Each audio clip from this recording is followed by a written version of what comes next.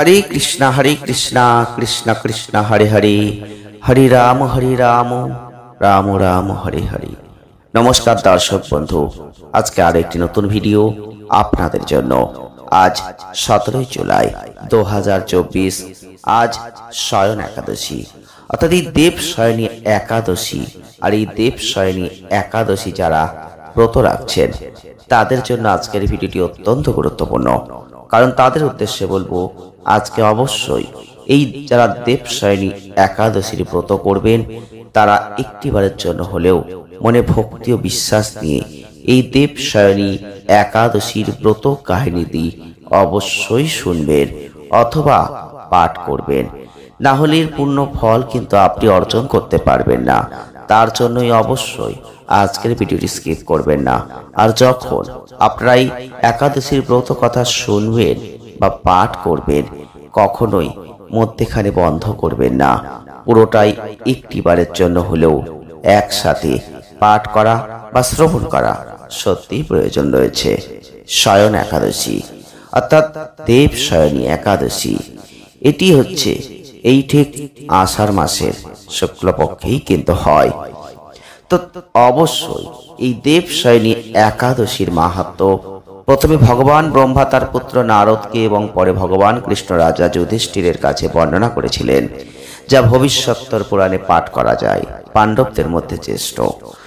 পুরাণ অনুসারে ব্রতকথায় রাজা মান্ধাতার কাহিনী বর্ণনা করা আছে, যিনি সূর্য বংশে জন্মগ্রহণ করেছিলেন। তিনি ছিলেন একজন সত্যবাদী ও মহিমান্বিত চক্রবর্তীর রাজা। তিনি প্রজাদের সাথে নিজের সন্তানের মতো আচরণ করতেন। তার রাজ্য ছিল দুঃখ, রোগ, অসুস্থতা, দুর্ভিক্ষ, অপুষ্টি, অন্যায় থেকে মুক্ত। আর এভাবেই কেটে গেল অনেক দিন। একবার অবশ্য তার রাজ্যে কিছু পাপের কারণে 3 বছর ধরে খরা হয়েছিল।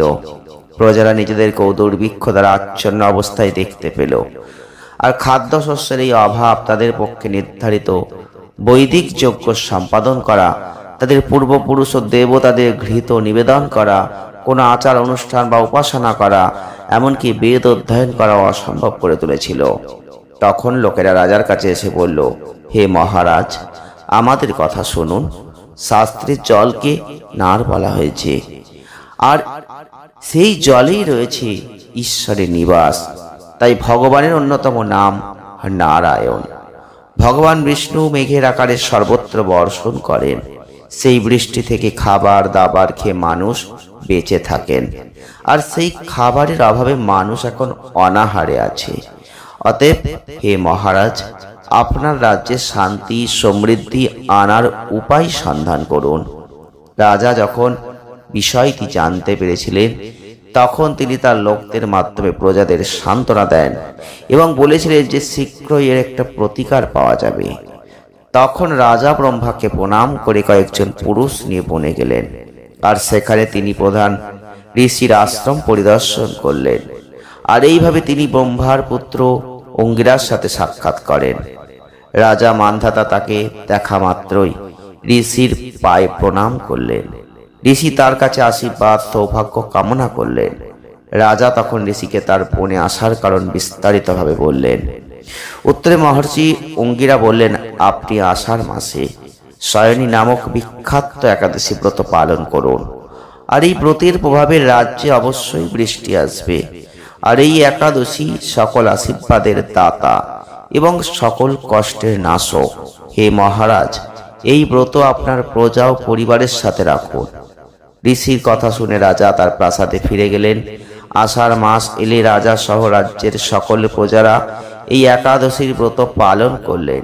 ব্রতের প্রভাবে প্রচুর বৃষ্টি হয়েছে। অল্প সময়ের মধ্যে খাবারের অভাব দূর হয়েছে। ভগবান ঋষিকেশের কৃপায় প্রজারা খুশি হলেন। শয়ন একাদশী, দেব শয়নী একাদশী বা বিষ্ণু শয়ন একাদশী বা আষাঢ়ী একাদশী নামেও কিন্তু এগুলো পরিচিতি। এটা অত্যন্ত তাৎপর্যপূর্ণ, কারণ এটা বিশ্বাস করা হয় যে এই একাদশীর পরে ভগবান বিষ্ণু ঘুমাতে যান, কারণ এটি দক্ষিণায়নের শুরুর সাথে দেবগণের রাত। আর এই মহিমাটি ভবিষ্যত্তর পুরাণে বর্ণিত। এই কারণে সুখ ও মুক্তির এই ব্রত পালন করা সকলের কর্তব্য। যদি ভিডিওটি আপনাদের ভালো লাগে লাইক করবেন শেয়ার করবেন, চ্যানেলটিকে সাবস্ক্রাইব করবেন। সকলে ভালো থাকবেন, সুস্থ থাকবেন, আনন্দে থাকবেন। সবার শেষে বলবেন জয় শ্রীকৃষ্ণ, রাধে রাধে।